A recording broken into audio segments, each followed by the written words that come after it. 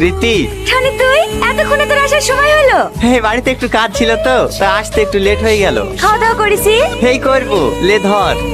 তোকে আজ বিশ্বাসে খুব সুন্দর লাগছে। বাবা, অন্যদিন তো জিজ্ঞেস করলে ভূত লাগছে পেতনি লাগছে তাই বলিস, কি ব্যাপার আজ হঠাৎ করে এত প্রশংসা? এমনি ভালো থাকিস, তোদের বিবাহিত জীবন অনেক সুখের হোক। কি রে তোর চোখে পানি? তুই কাঁদছিস? কই না তো, আমি আসছি। টনি, কি বাবু তুই এখানে? তুই সত্যি করে একটা কথা বলতো, কি হয়েছে তোর? ওই কিছু না, তুই যা। তোকে আমার দিবি, সত্যি করে বল না তুই কাঁদছিস কেন?